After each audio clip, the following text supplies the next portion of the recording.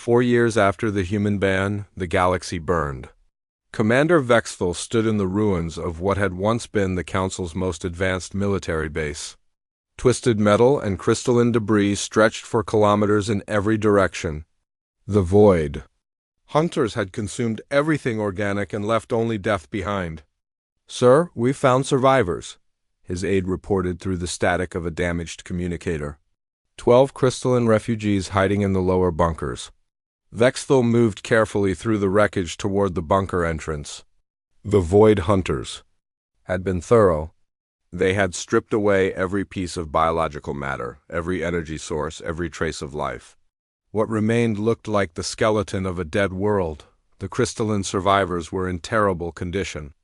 Their bodies flickered, weakly as they tried to maintain structural integrity without proper energy sources. One of them, a former military commander named Sector, managed to speak through failing vocal crystals. "They came from nowhere," Sector whispered. "No warning, no demands. They just began feeding. Our weapons had no effect. Our shields failed in minutes. We tried to evacuate, but their ships moved faster than anything we had ever seen." Vexthal helped the dying crystalline to his feet. "How many ships?" "Hundreds, maybe thousands, each one the size of a moon." "They moved like living things, Commander. Like hungry animals following a scent?" The description matched reports from 17 other systems that had fallen to the Void Hunters in the past 6 months. Each attack followed the same pattern. Massive bioships would emerge from hyperspace, overwhelm all defenses, and consume everything before disappearing again. No communication was possible, no negotiation was attempted. They simply fed and moved on. In the emergency council session on Nexus Prime, the mood was one of barely controlled panic. Half the seats were empty. 3 entire species had been consumed by the Void Hunters. 2 more had withdrawn from council space entirely, fleeing to the Galactic Rim in hopes of avoiding detection. Ambassador Morgoth of the Ethereal Federation floated at the speaker's platform, his form more solid than usual. "Due to stress? The situation is critical. We have lost contact with 67 worlds. Refugee fleets are overwhelming our remaining systems. Our military response has been completely ineffective." The few remaining delegates sat in stunned silence. The mighty Galactic Council, which had ruled hundreds of star systems for thousands of years, was collapsing in a matter of months. "What of the Scortan Empire?" asked the Aquatic Confederation delegate. "Have they responded to our requests for alliance?" Morgoth's form flickered with dark colors. "The Scortan have allied with the Void Hunters. They are serving as guides, leading the creatures to inhabited worlds in exchange for being spared consumption. They have become collaborators in genocide." Shocked gasps echoed through the chamber. The idea that any sentient species would work with the Void Hunters was almost incomprehensible, but the evidence was clear. Scortan ships had been spotted alongside the bioships during several attacks. Dr. Shantek of the Machine Consciousness presented the latest analysis in its mechanical voice. "Current projections suggest complete galactic collapse within 18 months. The Void Hunters are accelerating their consumption rate. Each system they devour makes them stronger and faster." The Timekeeper's delegate spoke for the first time in months. "We have observed this pattern before in other galaxies. The Void Hunters are not conquerors, they are a plague. They consume until nothing remains, then move on to the next galaxy." "Is there no way to stop them?" asked the Energy Being's delegate. "None that we have discovered. Traditional military response is ineffective. Diplomatic contact is impossible. They understand only hunger." Commander Vexthal entered the chamber carrying a data tablet that contained the most disturbing intelligence yet discovered. "Council members, I must report that we have intercepted human communications. They are operating freely throughout council space and have been observing the Void Hunter attacks." The remaining delegates turned toward him with expressions ranging from hope to accusation. The humans had been banned for being too violent and unpredictable. Now their presence in Forbidden's territory was being discovered at the worst possible moment. What is the nature of their activities? Morgoth asked. Unknown. Their communications are heavily encrypted, but our intelligence suggests they have significant military assets positioned throughout the galaxy. Ships, bases, personnel, far more than should be possible for a species banned from Council space. The implication was clear.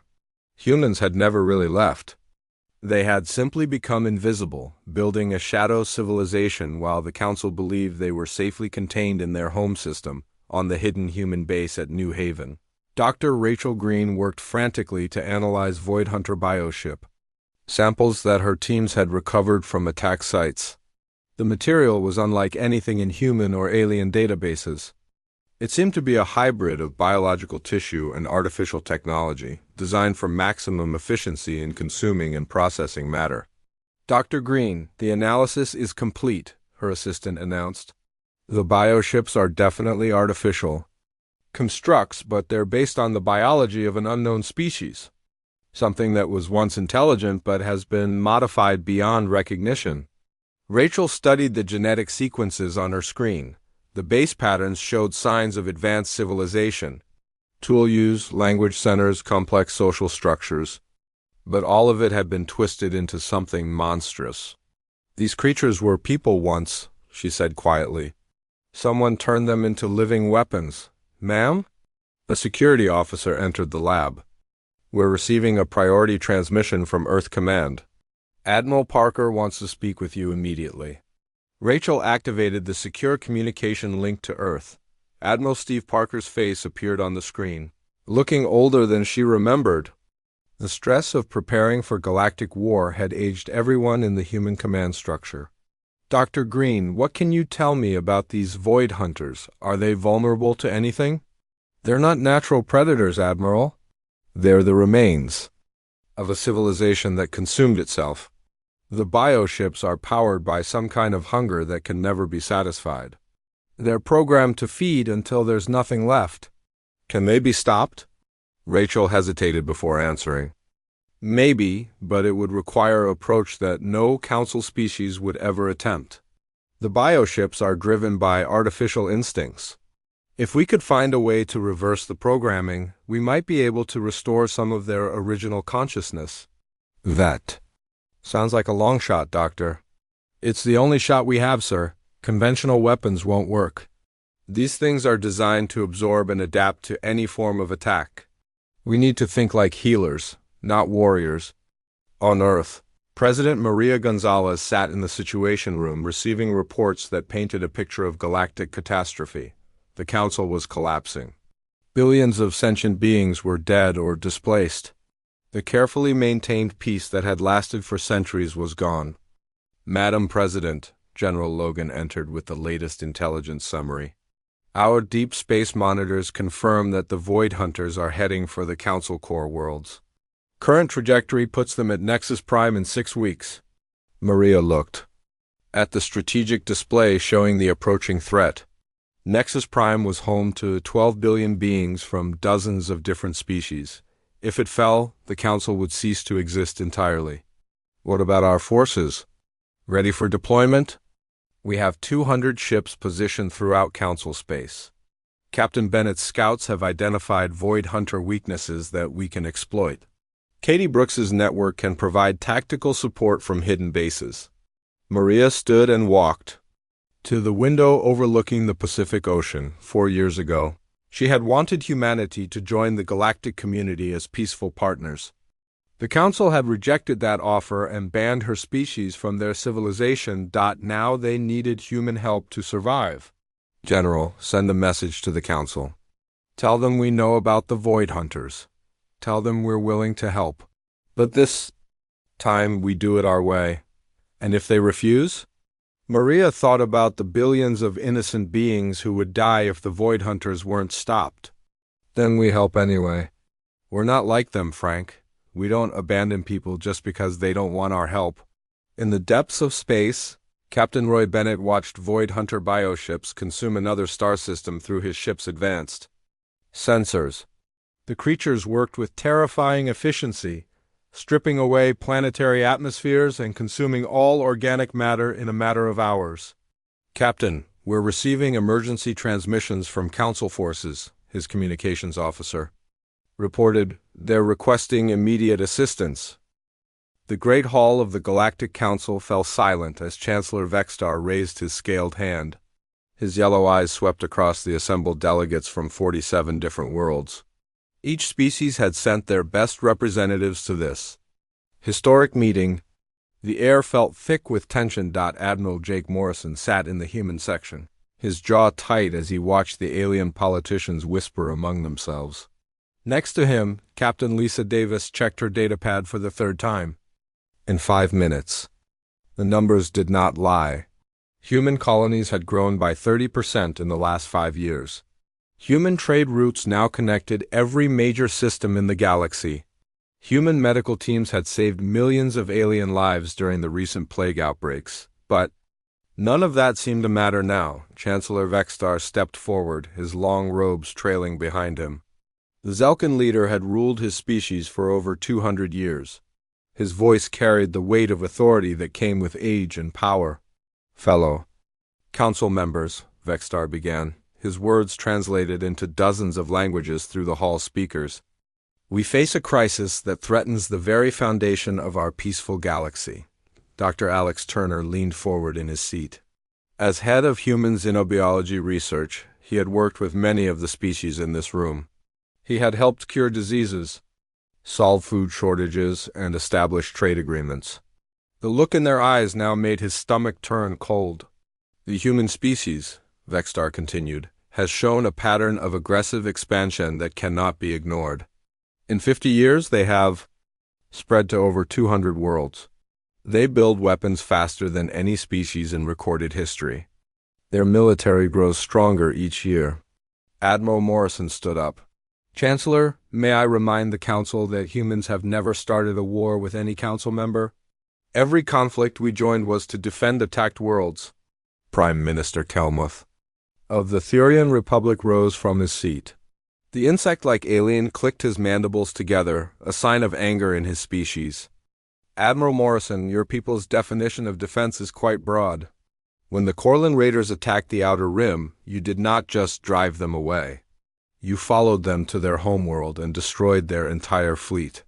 Those raiders had killed over 50,000 civilians, Captain Davis said, her voice sharp. They were planning more attacks. We stopped them by completely wiping out their ability to travel between stars, Helmuth replied. No other species in Council history has ever been so thorough in their response to threats. Dr. Turner stood up slowly. Prime Minister, with respect, those same thorough responses have kept trade routes safe for everyone. Piracy in Council space has dropped by 90% since humans began patrolling the shipping lanes. Vexstar raised his hand. Again, Dr. Turner, no one questions human effectiveness. That is precisely the problem. Your species solves problems too well. You adapt too quickly. You innovate at a pace that makes other species uncomfortable. The room buzzed with nervous energy. Representatives from dozens of worlds nodded their agreement. Admiral Morrison looked around the hall, seeing fear in eyes that had once shown friendship. What exactly are you proposing, Chancellor? Morrison asked, Vexstar's yellow eyes fixed on the human delegation. The Galactic Council has voted. By a margin of 38-9, we have decided that humanity must leave Council space. You have 72 hours to begin evacuation of all human colonies, stations, and vessels. The words hit like a physical blow. Captain Davis dropped her datapad. Dr. Turner sat down hard, his face pale with shock.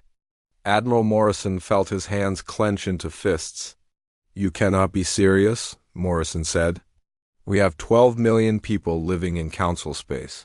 Families, children, entire communities have been built over generations. The decision is final, Kelmuth said. Transport ships will be provided if needed, but all humans must be beyond the Outer Rim within 6 months. Dr. Turner found his voice again. Do you understand what you are doing? Human doctors staff every major hospital in this sector. Our engineers maintain critical infrastructure on 40 worlds. Our agricultural specialists prevent famines across 6 star systems. We managed for thousands of years before humans arrived, Vexstar replied. We will manage again. Captain Davis picked up her datapad with shaking hands. Chancellor, the medical research station on Kepler-7 has teams working on cures for 3 different diseases. If we leave now, millions of people will die. The research will continue without human involvement, Kelmuth said. Other species are capable of scientific work. Admiral Morrison stepped forward. And our defense commitments? The patrol routes? The early warning systems we built to protect Council worlds from outside threats? Those systems will be transferred to Council control, Vexstar answered. Your military presence is no longer welcome here. The human delegation sat in stunned silence. Around them, alien representatives avoided eye contact. Many looked uncomfortable with the decision, but none spoke up to challenge it. Dr. Turner tried one last time. Please reconsider. Human cooperation has benefited every species in this room. We have shared our technology freely. We have helped solve problems that had plagued your worlds for centuries. That cooperation comes at too high a price, Vexstar said. Your species changes things too quickly. Other races need time to adapt, to grow at their own pace. Humans do not allow for that natural progression. Admiral Morrison realized the decision was truly final. The fear in the room was real. These aliens had convinced themselves that humanity was a threat to their way of life. We will comply with the Council's decision, Morrison said quietly.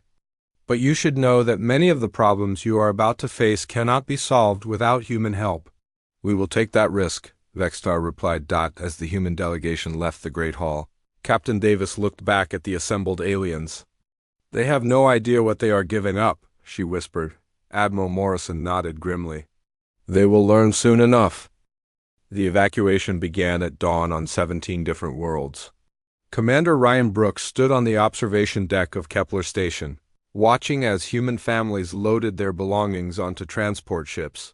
Children cried as they left behind pets they could not take. Adults stared at homes they had built with their own hands. Mary Collins packed her classroom supplies into metal boxes. She had taught alien children alongside human ones for 15 years. Her students had learned to read. Using books from Earth, now she would never see them graduate. Miss Collins, a small voice called out.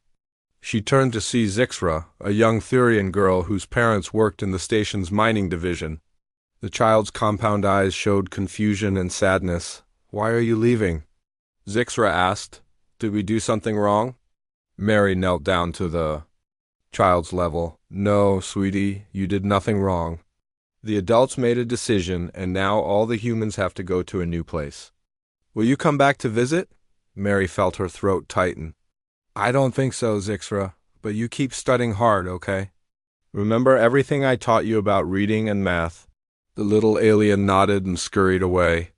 Mary wiped her eyes and continued packing. Across the station, Ben Parker finished shutting down the main power grid he had designed. The backup systems would keep Kepler Station running for a while, but without regular maintenance, problems would start appearing within months. The alien engineers assigned to replace him had good intentions but lacked the experience to handle complex repairs. This is insane, Ben muttered to his assistant, Lisa Chang. It took me 5 years to optimize this power system. The Thurians think they can learn it in a few days? Lisa nodded as she backed up critical data files. The cooling system alone has 47 different safety protocols. One mistake and half the station could lose power. Ben handed her another data crystal. Make sure they get all the maintenance schedules. Maybe they will listen to the warnings.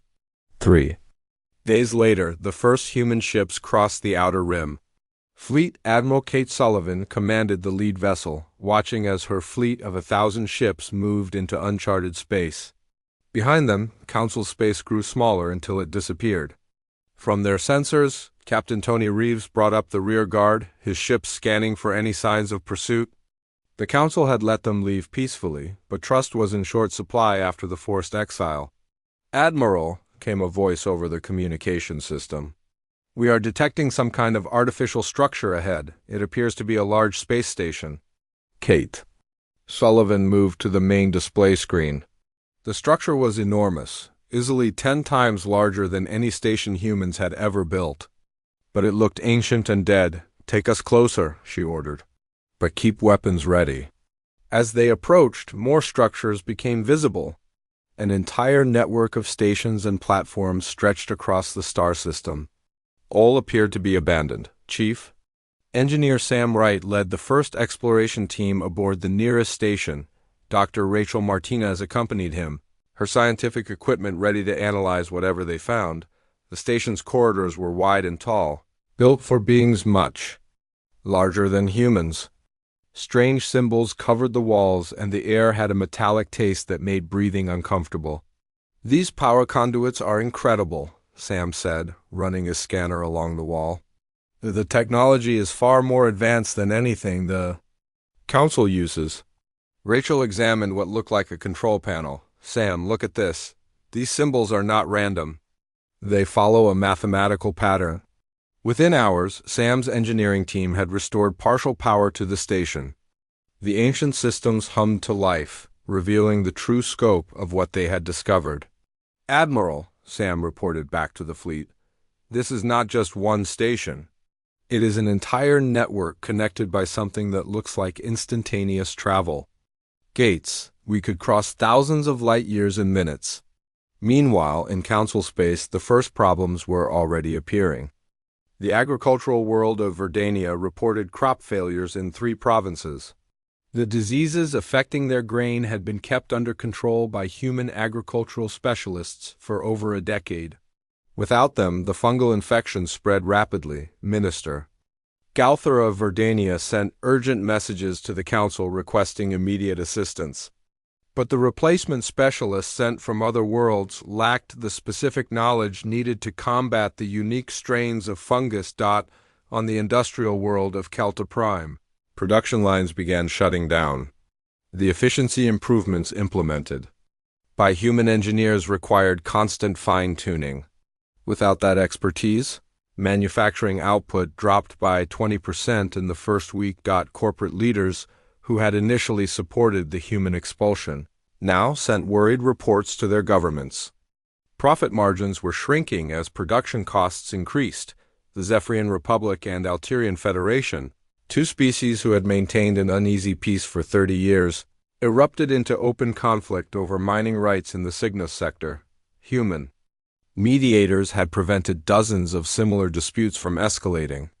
Without that diplomatic intervention, both sides prepared for war. Council mediator Yixtal tried desperately to arrange peace talks, but neither side trusted a Meridian to fairly represent their interests. They had grown accustomed to human neutrality in such matters. Back in exile, humanity continued exploring the ancient network. Dr. Rachel Martinez made breakthrough discoveries daily as she decoded more of the alien technology. The beings who built these stations had possessed knowledge that surpassed even human understanding. "Admiral," Rachel reported after 2 weeks of study, "these stations are not just transportation hubs. They are connected to an entire galaxy-spanning civilization. And from what I can tell, that civilization abandoned this network over 1 million years ago." Captain Peter Hayes led exploration teams to 7 different star systems connected by the network. Each system contained pristine worlds rich in resources the Council had never discovered. Some planets held mineral deposits worth more than entire Council worlds. Others had energy sources that could power human civilization for thousands of years. "We have found something incredible," Peter reported to Admiral Sullivan. "These worlds are empty but habitable. We could establish colonies here that would make our old territories look primitive." As human ships spread through the ancient network, they began to understand the true scope of their discovery. The exile that was meant to weaken them had instead given them access to technology and resources beyond their wildest dreams. The aliens who had feared human expansion were about to learn what real human potential looked like when freed from the constraints of Council oversight. 6 months had passed since the Exodus, and humanity had transformed the dead network into a thriving civilization. General Chris Evans walked through the corridors of Gateway Station Alpha, the first ancient structure they had fully restored and modified for human use. The station buzzed with activity as engineers and scientists worked around the clock. What had once been empty alien chambers now housed advanced laboratories, manufacturing centers, and living quarters for 50,000 people. Dr. Susan Clark stood before a massive display showing the network's full extent. Red dots marked human colonies, blue dots showed unexplored systems, and green dots indicated resource-rich worlds ready for development. "General, we now have active colonies in 23 star systems," she reported. "Each system contains resources the Council never knew existed. The mineral wealth alone exceeds everything in Council space combined." Chris nodded as he studied the display. "What about defensive positions?" "Captain Peter Hayes has established patrol routes through the entire network. Any ship trying to follow us would be detected days before reaching our territory." The general smiled. Human ingenuity had turned their exile into the greatest opportunity in their species' history.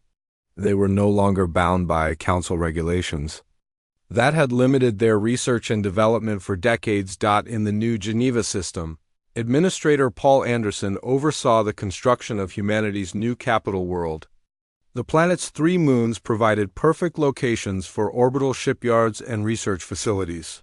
"The atmospheric processors are working better than expected," reported Chief Engineer Amy Watson. "We should have breathable air across the entire southern continent within 2 years." Paul watched as massive construction mechs cleared land for the first major city. "Any word from the exploration teams?" Captain Greg Miller found 3 more habitable worlds in the Omega sector. All 3 have unique ecosystems that could provide new medical and technological discoveries. Amy pulled up holographic displays showing their latest innovations. "We have successfully combined human engineering with the ancient alien technology. Our new ship designs are already twice as fast as anything in Council space." Meanwhile, in Council territory, the problems continued to multiply. On Kepler Station, the power grid Ben Parker had optimized began experiencing critical failures. The Therian engineers struggled to understand the complex systems he had built. Station Manager Kelter sent increasingly desperate messages to the Therian government. "We need human technical expertise urgently.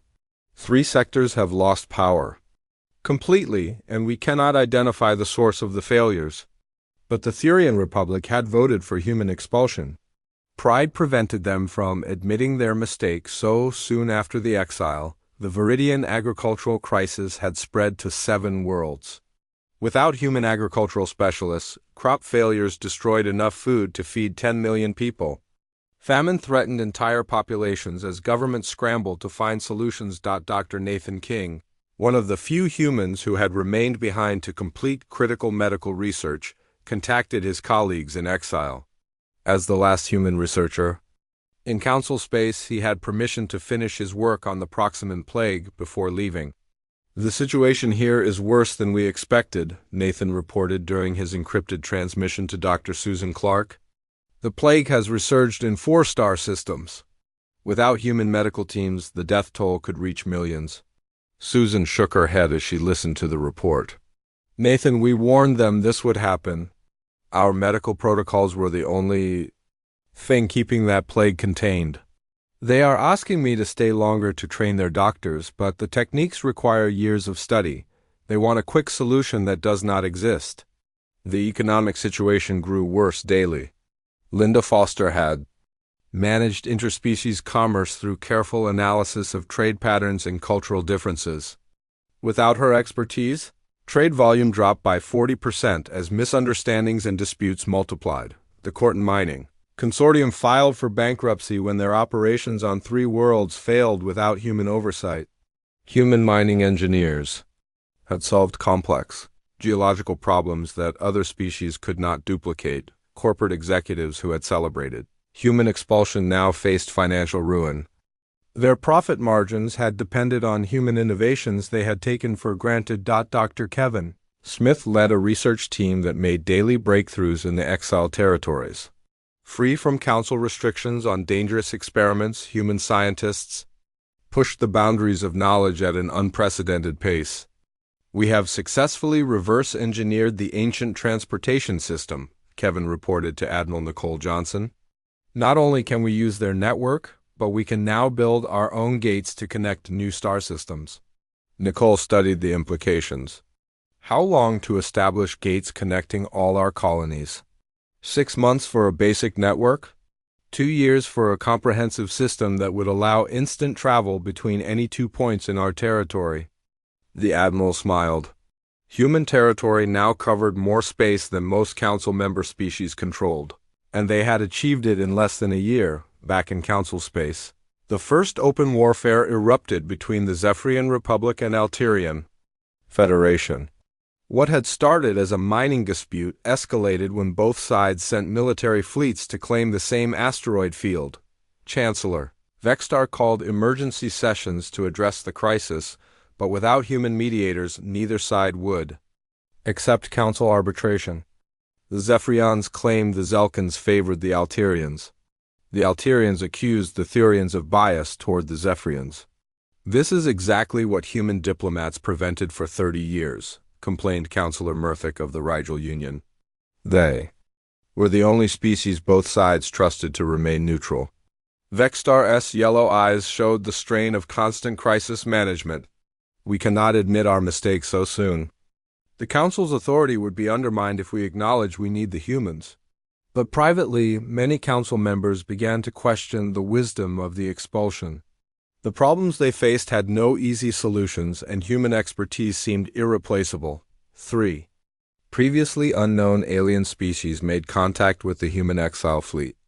Unlike the Council races, these species approached humanity with respect and curiosity rather than fear. The Valdran, an aquatic species from the galaxy's outer rim, offered alliance after human medical teams cured a genetic disease that had plagued their people for centuries. The Synthons, artificial beings created by a long-dead civilization, shared technological knowledge in exchange for human insights into organic adaptation. Most surprising was contact with the Eternals, an ancient species that had watched galactic civilizations rise and fall for millions of years. Their representative, a being who called himself Guide, spoke with Admiral Kate Sullivan aboard the flagship. Your species shows remarkable potential, Guide said through a translation device. We have observed the Galactic Council for 3,000 years. Never have we seen them make such a foolish decision. Kate leaned forward. You have been watching the Council? We watch all developing civilizations. Most reach a stable level and remain there for millennia. Your species continues to grow and adapt at a rate we have rarely seen. Guide gestured toward displays showing human colonies. The Council feared your potential and tried to limit it. Now you are free to reach heights they never imagined possible. As the first year of exile neared its end, humanity had not only survived, but thrived beyond all expectations.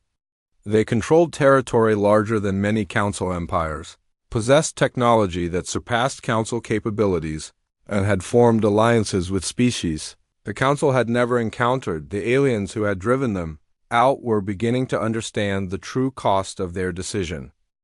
1 year after the expulsion, the Galactic Council chamber echoed with angry voices as representatives from dozens of worlds demanded answers.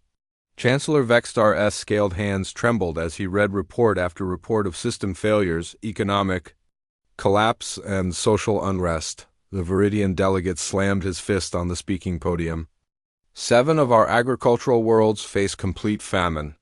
Our people are dying while you sit here debating politics. We need human agricultural specialists, and we need them now. Prime Minister Kelmuth clicked his mandibles nervously. The decision was made by majority vote. We cannot simply reverse it because of temporary difficulties. Temporary? Shouted the representative from Kelta Prime. Our manufacturing output has dropped 60%. 3 major corporations have collapsed. How is this temporary? Council mediator Yixtal tried to restore order, but his voice was drowned out by the chaos. Without human diplomatic expertise, even council meetings had become impossible to manage. Effectively, the Thurian military attach stood up slowly. We have lost contact with our patrol fleet in the Cygnus sector. The Zephyrian-Alterian conflict has spread to 12 star systems. Our peacekeeping forces cannot contain the fighting. Chancellor Vexstar felt his authority crumbling with each new crisis report. The Proximate Plague had killed over 2 million people in the past month. Economic trade had nearly stopped as species withdrew into isolation to protect their struggling economies. What about the replacement specialists we trained? Vexstar asked desperately. The Viridian delegate laughed bitterly. Replacement specialists? It took human agricultural teams decades to develop their techniques. You expected us to learn in months what they spent lifetimes perfecting? Dr. Nathan King finally completed his medical research and prepared to leave council space. As the last human in the territory, he had watched the deterioration firsthand. His final report to the council painted a grim picture. The medical infrastructure built by human teams cannot be maintained without human knowledge, Nathan explained. To the Emergency Health Committee, the Proximate Plague protocols require constant adjustment based on genetic variations in different populations. No other species has developed this expertise? Committee Chair Zalvin of the Meridian species asked, "Can you not train our doctors before you leave?" Nathan shook his head. "It would take 15 years minimum to train a single doctor to my level of competency. The plague cannot wait that long." As Nathan's ship departed for exile territory, he carried with him data files containing the locations of every human expert who had worked in council space. The council would soon realize just how irreplaceable those individuals had been. Meanwhile, in human space, technological advancement accelerated at a breathtaking pace. Dr. Kevin Smith's research teams made discoveries that revolutionized their understanding of physics and biology. We have successfully created self-repairing materials using principles from the ancient alien technology, Kevin reported to the Science Council. Our ships can now heal damage automatically during combat. Engineer Amy Watson demonstrated new propulsion systems that made human vessels the fastest in known space. Our latest ships can cross the entire ancient network in 2 days. Council vessels would need 2 months to cover the same distance. The military advantages were equally impressive. General Chris Evans oversaw the construction of defensive platforms that used energy weapons beyond council comprehension. Human shields could now absorb attacks that would destroy entire council fleets. "We are not just defending our territory," Chris explained to Admiral Nicole Johnson. "We are advancing our capabilities at a rate that will soon make us untouchable." The human population in exile had grown through an unexpected baby boom. Families felt optimistic about the future for the first time in generations. Children born in exile would grow up with access to technology and resources that dwarfed anything in council space. New colonies established by Captain Greg Miller's exploration. Teams provided specialized research facilities. One world focused entirely on medical advancement, another on engineering innovation, and a third on cultural development. "We are not just surviving exile," Captain Peter Hayes reported during a fleet commander meeting. "We are evolving into something far greater than we ever were under council restrictions." The ancient network continued to reveal its secrets. Dr. Rachel Martinez discovered that the original builders had faced a similar situation to humanity. They had been forced to leave their home galaxy due to conflict with other species. The network was their solution to exile, Rachel explained to interested colleagues. They built a civilization that spanned multiple galaxies, becoming the most advanced species in cosmic history. The implications were staggering. Humanity had access to technology that could eventually allow them to explore beyond their current galaxy. The Council's attempt to limit human expansion had instead given them the tools for unlimited growth. Trade negotiations with the Valdrin, Synthen, and Eternal species proved incredibly beneficial. These civilizations offered knowledge and resources. In exchange for human innovation and adaptability, the Valdrin provided access to underwater worlds rich in rare minerals. The Synthens shared manufacturing techniques that increased human production efficiency by 300%. The Eternals offered historical knowledge that helped humans avoid mistakes made by previous galactic civilizations. We now have Allies who respect our capabilities rather than fear them, Admiral Kate Sullivan noted during a diplomatic briefing. These relationships are based on mutual benefit rather than political necessity. Back in Council space, individual species began making quiet inquiries about contacting humanity. The Rigel Union secretly sent scouts to the Outer Rim, hoping to find human settlements. They discovered only abandoned bases and warning beacons telling them to stay away. The Corton Mining Consortium attempted to hire human engineers through intermediaries, offering enormous sums for technical assistance. But humanity had moved beyond the reach of Council influence. Corporate executive data files revealed the true extent of human integration into Council society. Humans had optimized everything from transportation networks to communication systems. Without them, basic infrastructure began failing across multiple worlds. Steve Carter had been the primary diplomatic mediator for 16 different territorial disputes. His replacement attempts had all failed, leaving several conflicts ready to explode into open warfare. Luke Thompson's strategic military insights had prevented dozens of conflicts from escalating. Without his analysis, Council military leaders made costly mistakes that led to unnecessary casualties. Helen Rodriguez had managed cultural exchange programs that kept different species from misunderstanding each other. Without these programs, xenophobia increased dramatically across Council worlds. The economic data was particularly damning. Human banking innovations had stabilized currencies across 47 worlds. Human trade algorithms had optimized shipping routes that saved billions of credits annually. Human efficiency experts had streamlined production processes that kept entire economies functioning. All of this expertise was now working for humanity's benefit in exile territory. As the first year of exile ended, the Council faced a sobering reality. They had not removed a dangerous element from galactic civilization. They had expelled the species that held their civilization together. Chancellor Vextar stared at economic projections, showing complete Council collapse within 5 years. Prime Minister Kelmuth reviewed military reports indicating that current conflicts would soon spread to their own territories. "We may have made the greatest mistake in galactic history," Vextar admitted to his private advisors, but pride and politics prevented the Council from acknowledging their error publicly. They had driven humanity away in the name of stability and safety. Now they faced chaos and destruction without the very people who could save them.